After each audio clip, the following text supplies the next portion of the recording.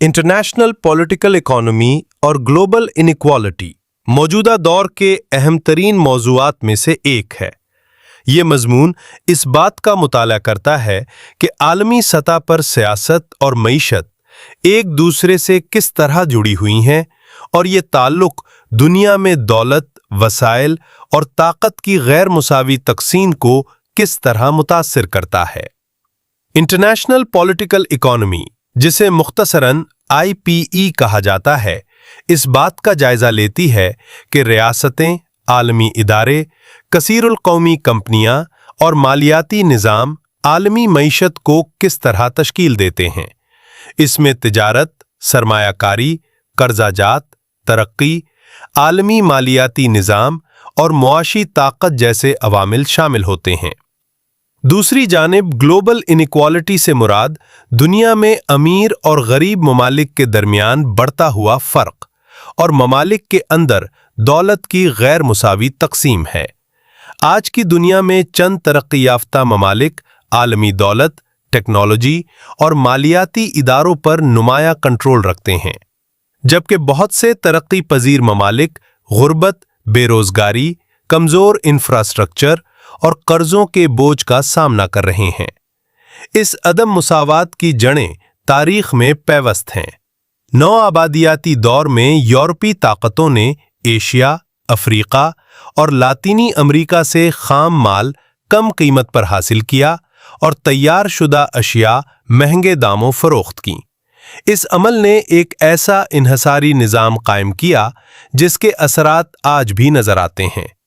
दूसरी जंग अजीम के बाद आलमी मईशत को मुस्तहकम करने के लिए इंटरनेशनल मॉनेटरी फंड और वर्ल्ड बैंक जैसे इदारे कायम किए गए।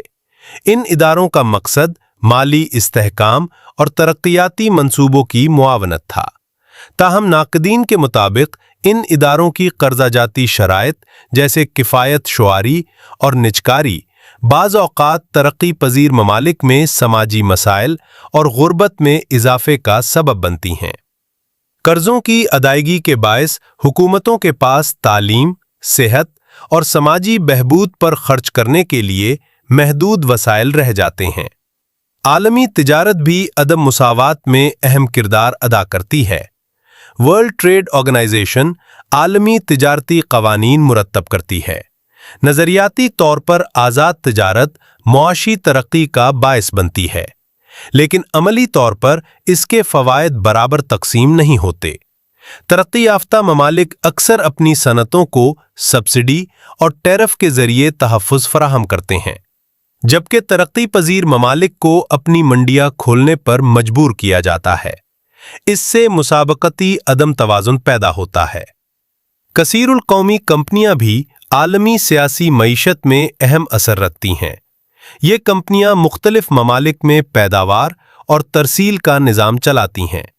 मिसाल के तौर पर खाम माल अफ्रीका से हासिल किया जाता है, मसनूआत एशिया में तैयार होती हैं और यूरोप या शुमाली अमरीका में फ़रोख्त की जाती हैं। अगरचे इस अमल से रोज़गार और मुआशी सरगर्मी में इजाफा होता है, लेकिन मज़दूरों को अक्सर कम उजरत और गैर मेयारी हालात का सामना करना पड़ता है, जबकि मुनाफा का बड़ा हिस्सा तरक्की याफ्ता ममालिक में जाता है। आलमी मालियाती निज़ाम में बड़ी करेंसियों की बालादस्ती भी अदम मुसावात को बढ़ाती है। अमरीकी डॉलर आलमी तिजारत में मरकज़ी हैसियत रखता है, जिससे कुछ ममालिक को माली इस्तेहकाम और असर रसूख हासिल होता है, जबकि कमज़ोर मईशतें माली बहरानों का ज़्यादा शिकार होती हैं। आलमी अदम मुसावात सिर्फ ममालिक के दरमियान ही नहीं बल्कि ममालिक के अंदर भी मौजूद है। अमीर तरीन तबका कौमी दौलत का बड़ा हिस्सा कंट्रोल करता है, जबकि मुतवस्सित और निचले तबकात को महंगाई और कम आमदनी का सामना होता है। टेक्नोलॉजी और ऑटोमेशन ने भी हुनरमंद और गैर हुनरमंद अफराद के दरमियान फ़र्क को बढ़ाया है। माहौलियाती तब्दीली भी आलमी अदम मुसावात को मज़ीद पेचीदा बनाती है। तरक्की पजीर ममालिक आलमी इखराज में कम हिस्सा डालते हैं, लेकिन कुदरती आफात और मौसमियाती तब्दीलियों के असरात ज़्यादा बर्दाश्त करते हैं। इनके पास बहाली और मुआफ़क़त के लिए महदूद वसाइल होते हैं। تاہم یہ بھی حقیقت ہے کہ عالمی تجارت اور سرمایہ کاری نے کئی ممالک میں غربت کم کرنے میں کردار ادا کیا ہے۔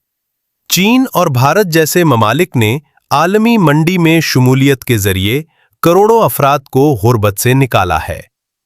مسئلہ خود عالمگیریت نہیں، بلکہ اس کے فوائد کی غیر مساوی تقسیم ہے۔